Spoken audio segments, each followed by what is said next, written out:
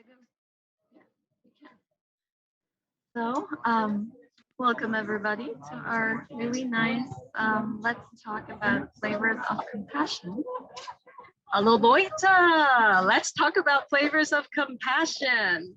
So, Flavor of Compassion is an artistic research project that explores the pro-social concept of compassion, but with the medium of food. So it is hosted by Vienna Biennale 2021 as part of Eat Love Essence Hoime Vermorgen. So it's curated by UrbanThinkTank at ETH Zurich and supported by the Wirtschaftsagentur Wien. So what do? They transform public spaces into multi-sensory playgrounds of artistic exploration with food. And it ends tomorrow, started May 28th. And today we are guests at the Vienna Design Week. So we're going to do a panel discussion today with our lovely audience here with live and virtual guests from Slovenia and all the way from Australia. So this live stream will also be available as a recording if you're interested later. So let's start. Let's start with a short introduction of the artist duo behind Flavor of Compassion. Let's start with Orshka Gould. She is a Slovenian-based researcher, and she's a lecturer and graphic designer as well. And her specialty is in interdisciplinary concepts at the intersection of visual arts and science.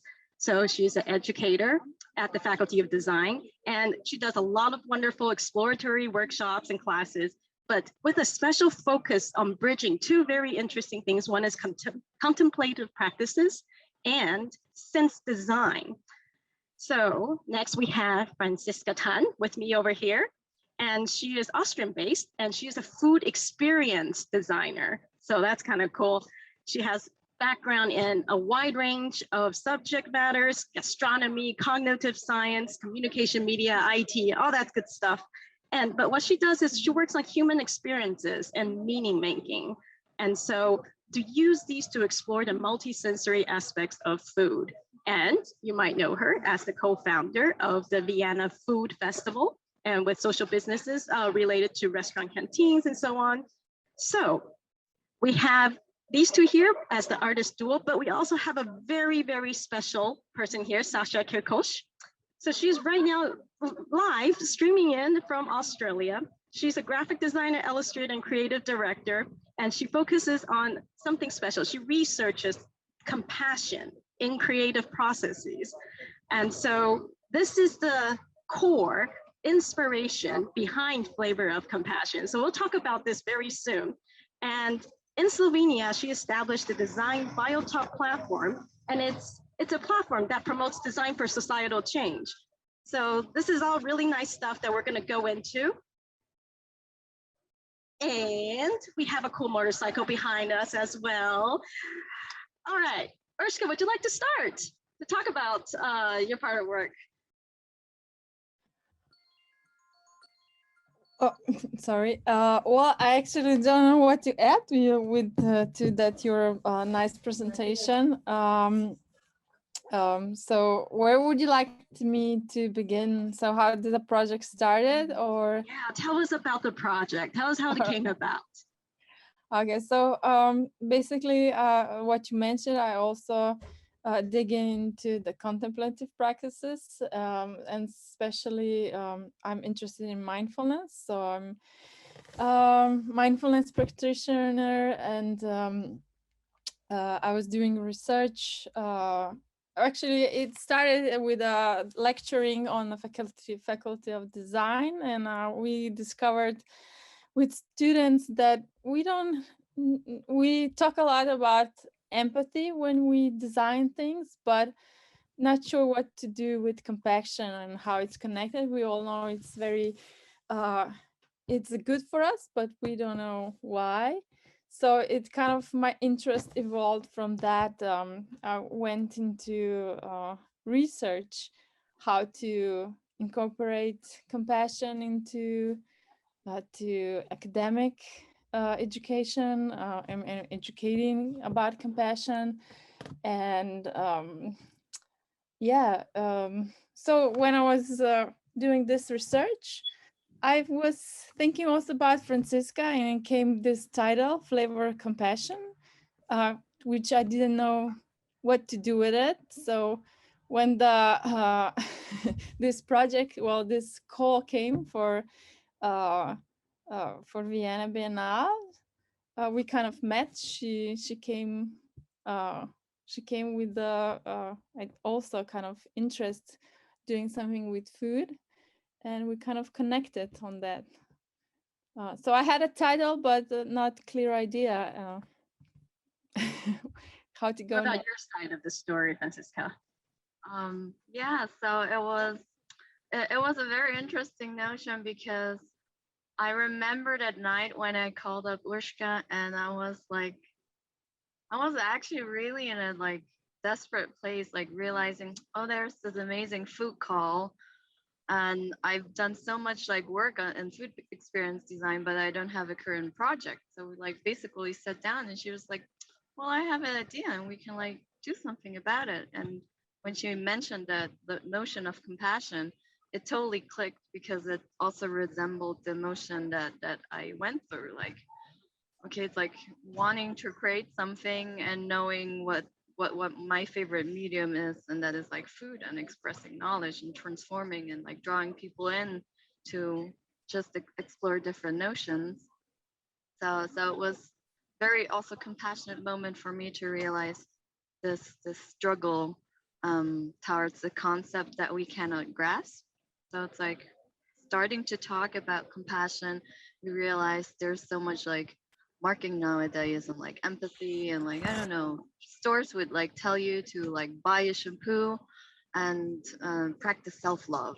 But like, what does that mean? It's just like, so we kind of discovered this concept of compassion as empathy in action and went from there.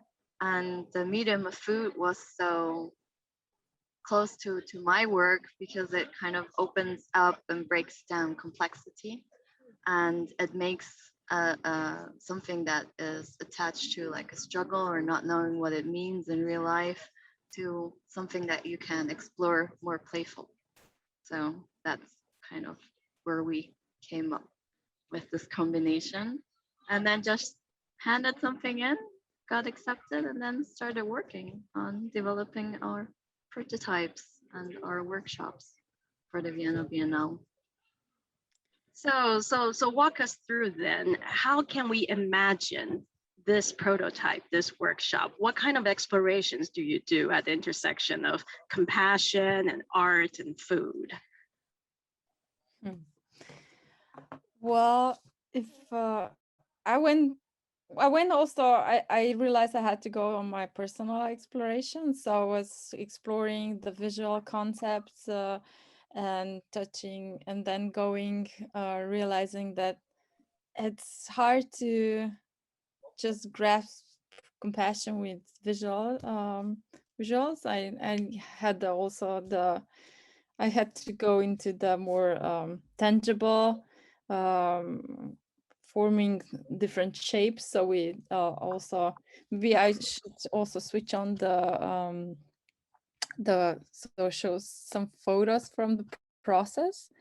So we created the models for our workshops.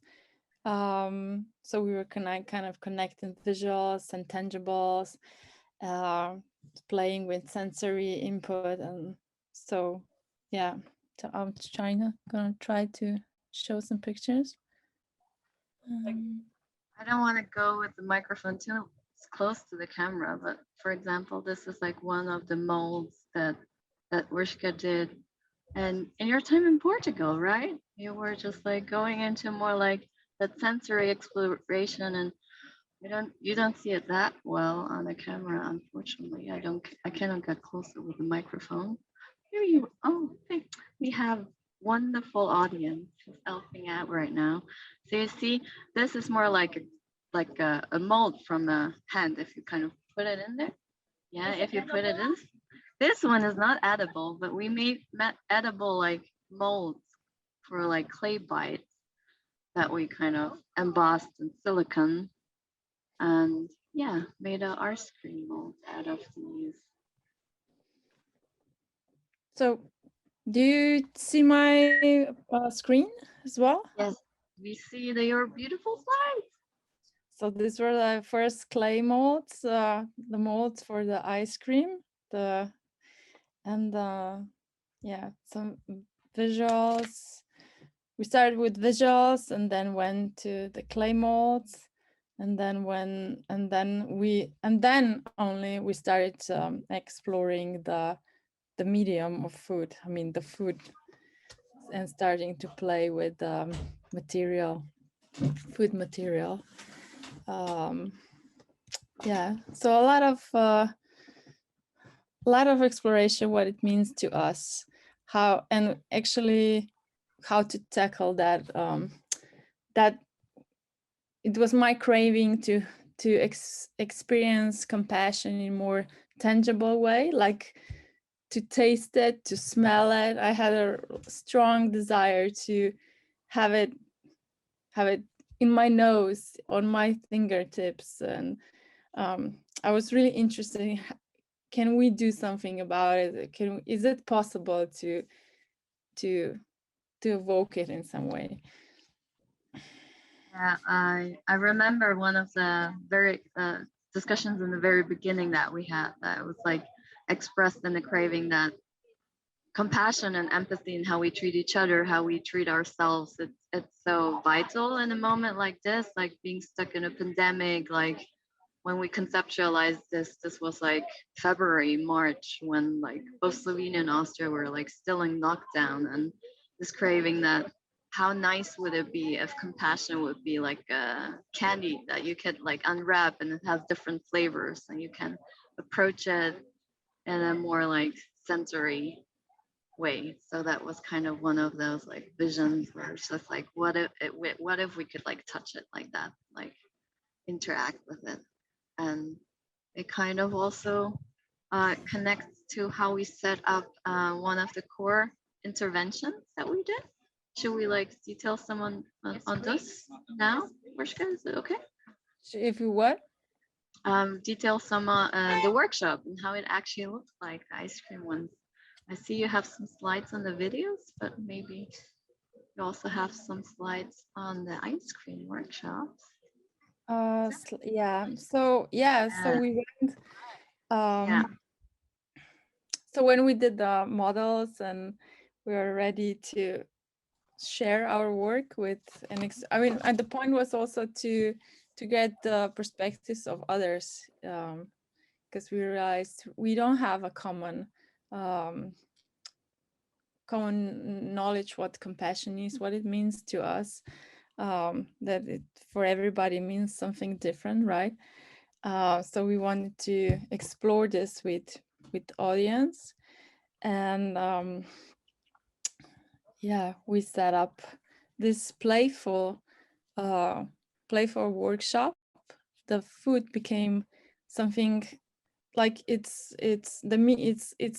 realized it's a really nice medium because it's universal. We don't have to use, we all know what, we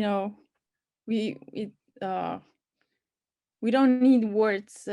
It represents always the same thing. So it's really nice to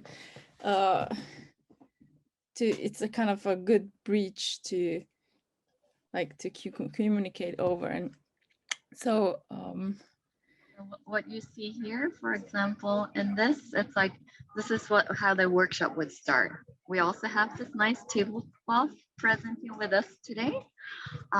We would invite people to start a conversation with us. Simple as that. And then just like exploring what's your associations, what's your memories, what do you connect with compassion when you hear it. It would be also interesting to ask, like, what does compassion translate to in your language?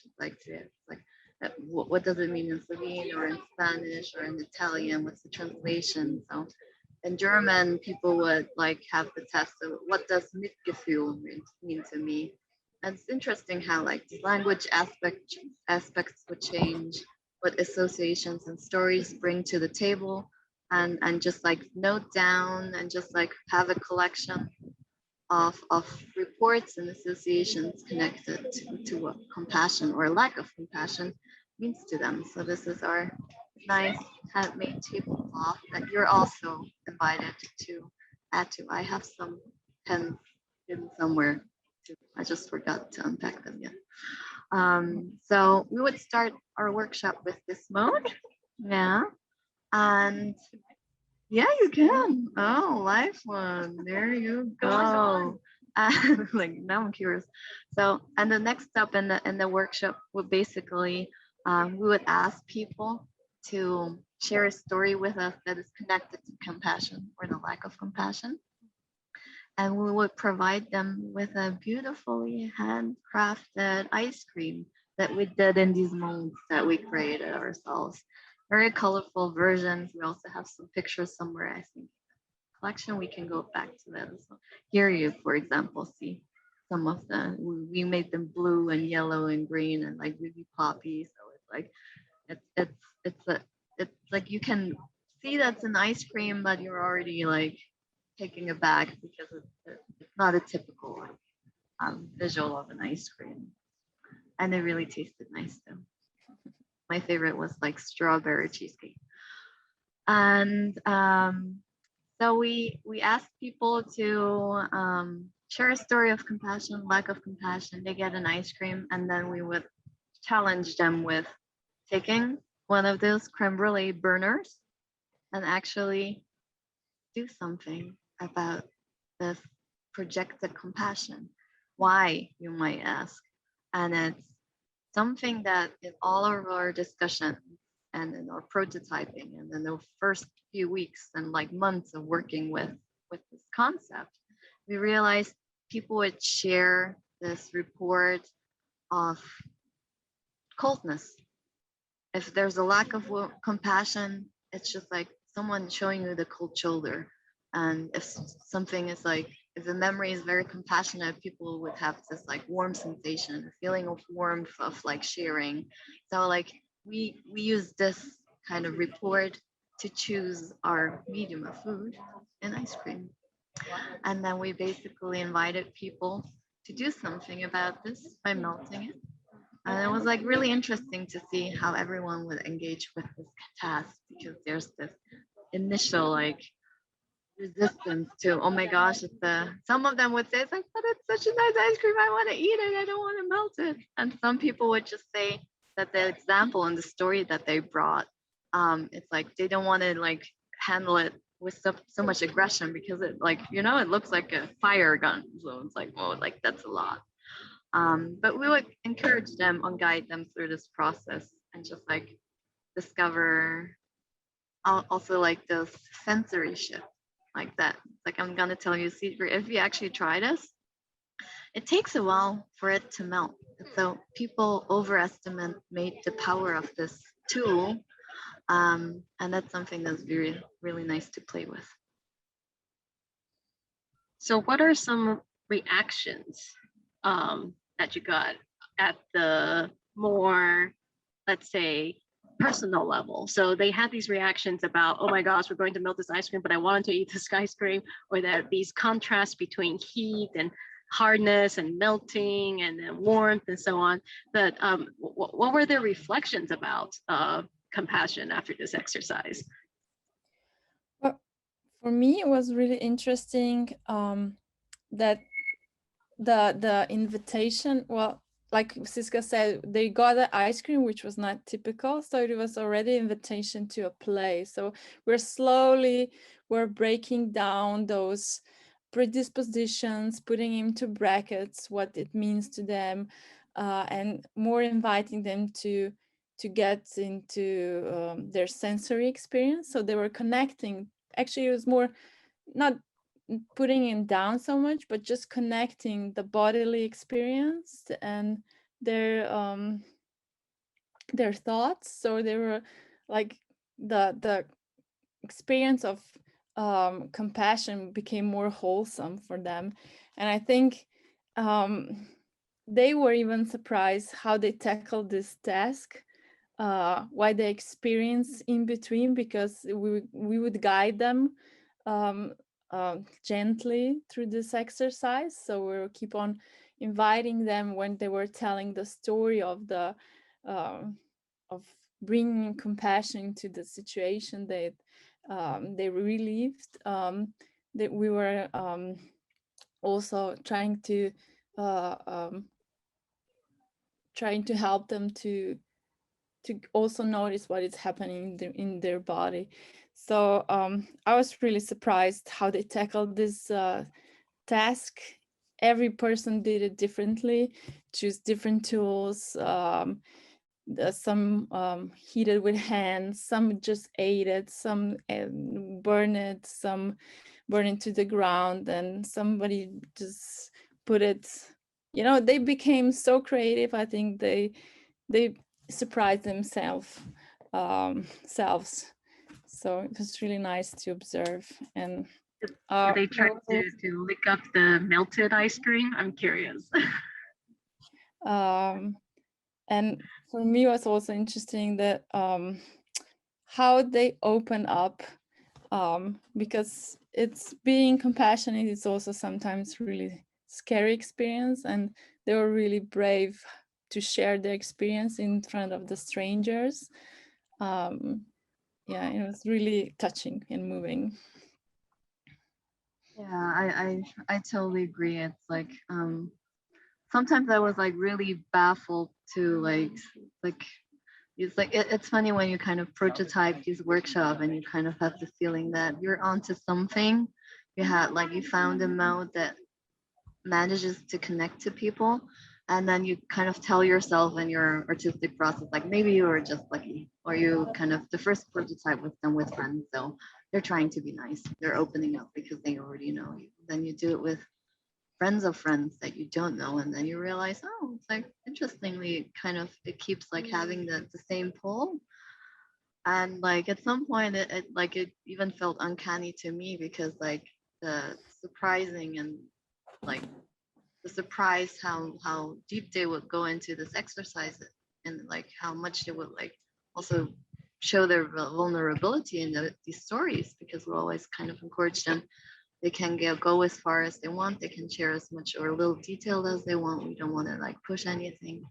That they were just like offering insights where they themselves would afterwards say, it's like I didn't even want to go there, but at some point it just like flopped out. And for me that was just like I'm very grateful for like this whole process, because like every kind of participant like just showed how important this concept is. And like yeah, that was really quite baffling to witness this and do these workshops with you, Urska.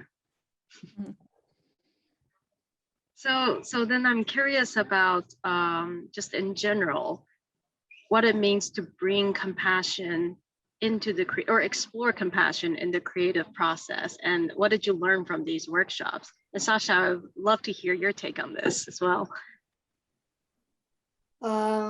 When I discovered compassion, I was actually on to finding something. I was looking for something that is utterly different, that is humanity-driven, something behind the potential change that design can bring into a conversation. And when I was looking for this something, when I've discovered compassion, what blew me away was actually the fact that scientifically compassion can be cultivated and taught, so that basically it is something that we can learn, and it's not something that takes generations to apply. And that was something that blew my mind away. And then I was trying to understand like also what the girls were doing. I was really interested in what shape compassion is, but also in the overall landscape of emotions, where compassion stands, like where is it, what is it? It's not, for many scientists, it is not an emotion, so what is it? And it was very interesting to explore also the visualization of this within my first workshops that I did back in probably 2013 or something. yes, generally exploring compassion in creative process, everyone that actually participated, I did over 20 workshops around the world, and mostly with design students in different schools. I realized that everyone that was part of the workshop in some ways is affected profoundly by compassion, I would say awareness. And the biggest change happened to me personally, actually being on this project. What Urska also said before, like I felt it also as a transformation for myself. It was my own personal journey that ended up being probably the biggest journey of everyone that was included. So within creative process, I feel that everyone that is interested in compassion, well, you end up profoundly transforming yourself also.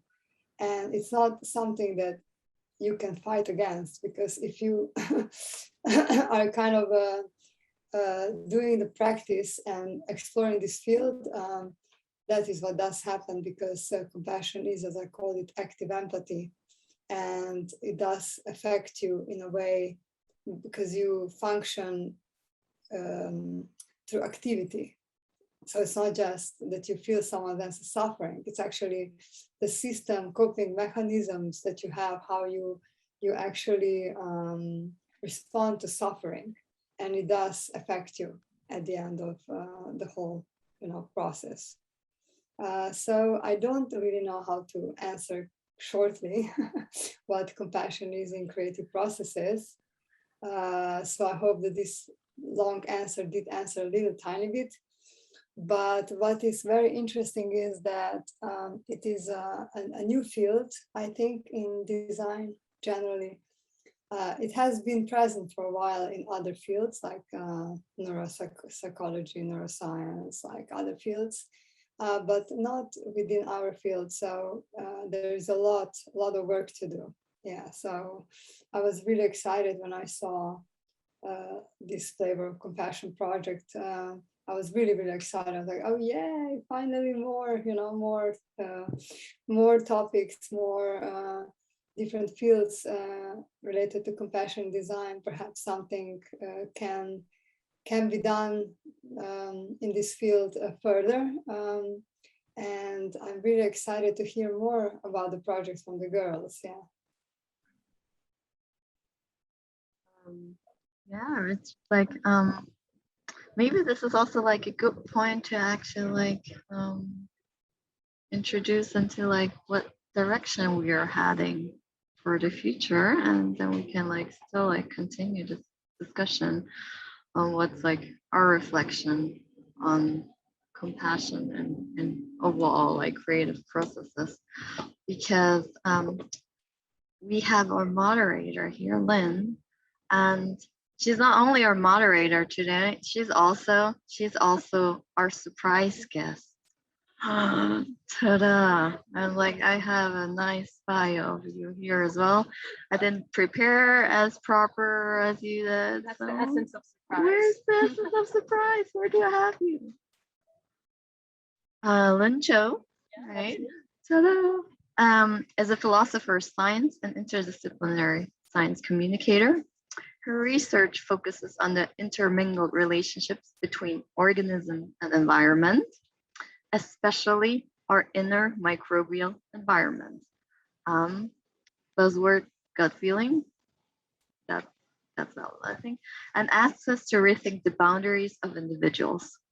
She's founder of Philosophy of Science Communication, a network focusing on the philosophical aspects of science communication and the communication of philosophy of science. So where did we meet, actually? Yeah, so we met this summer. We were both submitting proposals to a grant and Action for Sustainable Futures. And now this is when the buzzword sustainability comes in. So they were looking for research, art, civil society combinations to tackle like calls for action. It's to tackle sustainable development goals, basically. And so Flavour of Compassion, you put in an idea sketch And then I'm with another group, and we were focusing on the diaspora. We're looking at people who are in between places. They're no longer in a place where they would consider it's their homeland anymore, but they're not really sure where they are going to be, and not where they are, where they want to be as well. And this is kind of a state of mind that, and type of people. So we put in a proposal as well, and we were both involved in this whole wild trip of open innovation process, whereby competing proposals are supposed to merge into a collaborative proposal to tackle problems together. And so that's how I met you guys, and that's how I started to see connections between Flavour of Compassion and sustainability issues. So I'm actually curious if you could tell me a little bit more about that, because when we think about compassion, we're really usually thinking about between people, right? Being compassionate towards oneself as well, and then towards other people. And so how did you draw the connection with sustainability? So the way that I drew the connection with sustainability is basically the focus on social aspect of sustainability. I think a lot of times we have those like buzzwords and themes, and something that goes missing or like falls through the cracks is all the space in between that connects people. So the space in between people, I always see as the kind of hidden thing that's like invisible, it goes unnoticed. And it's also kind of the space where I see compassion. It's something that has to be there, and it's like it's something that you feel in these connections. And also within this process of like collaborating, like me and Orshka, but also in the process of like looking into the future and seeing how can we connect to researchers like Sasha, who like also inspired the setup of our project, and how do we connect back to having this journey that is like, even if it's spread across continents, it's like in our discussions we see that our common humanity always shares experiences and examples of like how we struggle with collaborating. It's like people from different disciplines, from different cultures, and how do we bridge those gaps? And it's like, how do we overcome sometimes even struggle with like the project group that Lynn and I and Orshka are trying to kind of set up for the future. Sometimes when you're in a creative process and you kind of feel connected by a theme, but you don't know each other yet, there's a struggle, and you're like, oh my gosh, it's such a mess, it's so much ego, it's so much different opinion, everyone wants to do something specific, or they want to do something differently, or like 5 minutes before deadlines. Like, how do you overcome that struggle and still decide at the end, okay, we still want to do this together, we want to move into the same direction, and we want to like make space for each other. So this is something where I realized that I draw a lot from this 5-month exploration during the Vienna Biennale, to be allowed to investigate what does compassion mean in design, what does it do when I kind of tackle it through the lens of food. So those are some thoughts. Was that an answer? Yeah, so is this going to be part of your future direction, that you will move towards tackling sustainability issues? Are there other directions that you're moving towards? Flavour of Compassion? It's a good question. I think, do we know? I think, yeah, no, I think the most compassionate answer I can give to myself and others is like, I don't know where the journey brings me. I have no clue. I just feel something about it feels right. So I want to like hold on to it. And I feel the interest and the curiosity and the potential when I like talk to other researchers like you and Sasha and Orshka, and just like all the other people that I've been like connecting with in the past few months.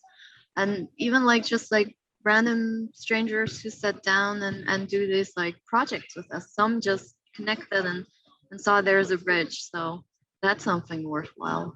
But in specific, I'm actually not sure. What do you think? I feel that compassion is actually the most sustainable interpersonal system, because it teaches you to be self-compassionate to yourself, which has profound benefits on your health. Plus, it kind of connects the whole world around you. So if you integrate what I've seen through workshops, if you integrate compassion in a creative process, the outcome is not the same if there wasn't any compassion interaction within, because it does work towards greater good. And this greater good is automatically falling into, towards the categories of sustainable solutions. So that's just like a quick feedback on sustainability. I hope it makes sense. I was waiting for you, Sasha, because actually I couldn't add anything else. Because when I was reading your thesis, I totally I copy pasted and I still agree with it. Thank you. Yeah, and double down. For me personally, I would go. I think this is it's still it's a direction that I want to go for me, because it personally feel like I grow with that. It's not something I master, and I have still so much to learn. So what it's like, I enjoy learning. So this is this is something I would like to do. Plus, I think it's like Sasha said, it's the way it makes the most sense to operate in this world, and it's so much. So many fields that are not still discovered, especially in design, like you said, Sasha. And so much research can be done combining creative practices and science, I think, and also bringing art in it. And so for me, it makes, I would go, not sure if, if I still continue with a food medium, but I think it's really interesting to explore which mediums are nice or appropriate to discover compassion in like more playful, creative way. Like Siska said in the beginning, that it breaks down the complexity and the seriousness, and it opens you more up, so you're willing more to share and explore and be playful. So yeah, that's my point. I always appreciate a good excuse to play with food. And that. Yeah, also like with the whole medium of visualization behind, like how to visualize non-tangible. Like it's very hard sometimes to visualize complex topics as emotions, or of course it's easy to say, okay, love is red and I don't know, sadness is blue, but when you start following the science behind and trying to visualize through scientific perspective, it becomes a bit more complex. And maybe what Urska, you're saying, to add the playful moment is also one really nice way to go to try and figure out how to, I would say, bring compassion closer to people, just generally, because as Dalai Lama said, compassion is still the radicalism of our time, and it's very distant in so many ways. It's not something that we just understand. Usually, first you need to learn about it, what it is, to be able to study it or to be able to work with it, and I feel that. Visual field can bring a lot of bridging in the topic to help communicate this concept in the future. And food is, of course, also part of it. I would call it just generally multisensorial experiences are usually much better for common understanding. Because, like, interestingly, I only realized in one of our conversations a few weeks ago that you also have a food-related project. So it's like, so this kind of multisensory approach, I think, is also that is something very dear to our heart. Doesn't always have to be food. That's just my personal fetish, I guess. Yeah. I always When I was, it was at the beginning of the topic. I actually was exploring compassion through multisensorial experiences because I didn't know how to map it. And taste was also one of the very important aspects of it. Yeah. So I'd like to include you guys in the conversation if you have any questions or thoughts.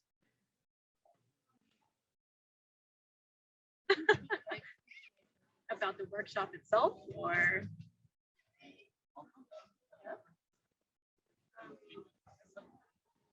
I think this idea of self-compassion is really interesting. I think we often think about compassion from other people. No, that's something that also this soothing is something that we primarily need as social beings. But I think, yeah, I mean, we talk about self-love often, and I think today it's another buzzword that it's often hard to explain and also understand and implement. But I find the self-compassion to be much more maybe important actually for those who maybe are learning to implement the self-love, which can be overwhelming to start with. Thank you so much for that. Yes, it's like that's, and I think that was one of the beautiful things about like doing these workshops, that people open up these like points of references. What in their stories, how do they kind of apply self-compassion or compassion towards others? It can be little details. It can be things that go unnoticed usually. It will sometimes be hidden in the stories, and only when they would like talk about it, they realize what has been the actual perspective, what kind of added and carried meaning for themselves. And they sometimes surprise themselves in those like telling stories of compassion and like from their personal life. Um, yeah, so thank you. Should we call it a wrap somehow for today? I think it was a really beautiful discussion to have all of you here virtually. Also to have our audience and be guests at the Vienna Design Week today. For anyone who's interested in the process or the project, or even interested to, I don't know, write us an email and ask, can we do a virtual workshop? Like in times of pandemic, that's still an option, I think. So I would like to extend that offer. You can find more information on our project on www.flavorofcompassion.com. Should be easy to memorize at this point. Yeah, I just like noticed in between, I kind of cut you off in the presentation because we actually made some really beautiful videos of our working process. Should we maybe still show them, Orshka? As a kind of ending, and before I hand over to Lynn for maybe some final words and for final words from everyone. Well, let me find them. We can maybe between, have a word or two. I have to like,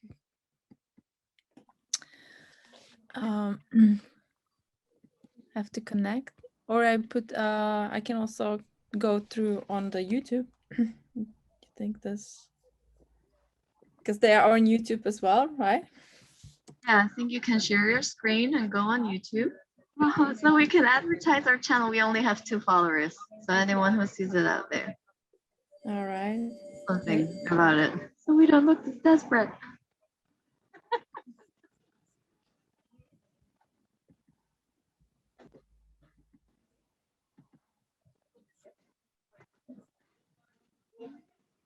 So as a philosopher, I just want to say while we're waiting. Oh, here it is.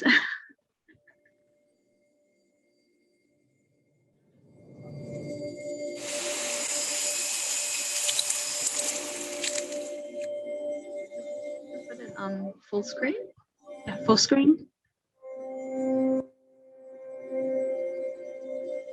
You see it?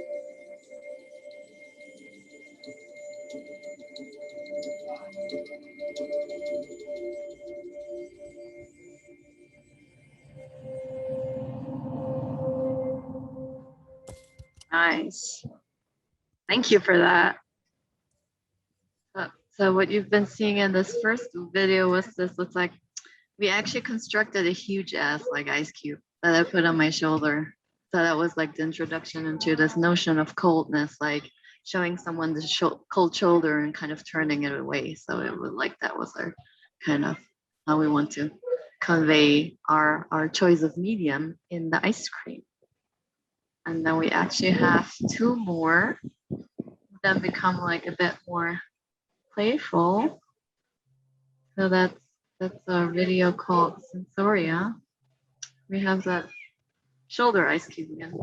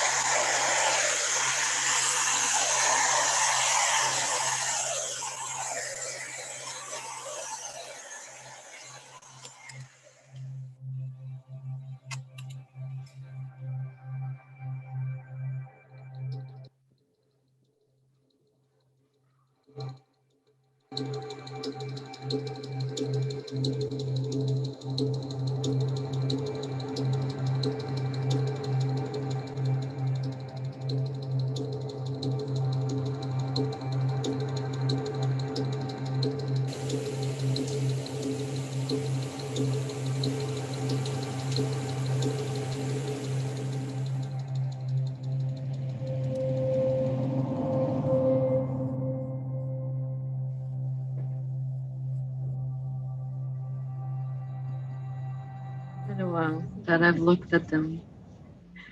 They're nice, even with the technical lag. The audio is just like somewhere. I could feel that. I could taste that. I could smell that. Well done. That was a multisensory experience through visualization for sure. So I just want to thank Flavour of Compassion for introducing your work, for showing us what you do in your workshop, for connecting to Sasa's work, and Sasa for explaining all the wonderful, exciting new frontier work around design and compassion. I want to thank our audience. And I guess the only final thing I can say is, as a philosopher, what we do is we analyze intellectually concepts and conceptions. And for compassion, I'm sure there's a lot of philosophical work on different conceptions of compassion. But what I really appreciate is how we have a very embodied, embedded, interactive way of just letting people go through like organically the different conceptions of compassion they might have and make distinctions between them, realize they're not all the same. So this is a wonderful way of doing philosophy in the wild, philosophy in the field, and I look forward to future connections in this area as well. So thank you everyone for being here. Yeah. Yeah, thank you, Lynn, for this wonderful moderation. I couldn't have wished for anything better. Yeah, thank you so much for your. Thanks. Thank you. Well then, lunchtime, right? I'm super hungry. Late lunchtime. So thank you, Austria, Vienna. Yeah. Yes, Bye thank bye you to for having me. Good night to Australia. Bye. Thank you for Bye. staying Thank with you. us. Bye bye. Take care.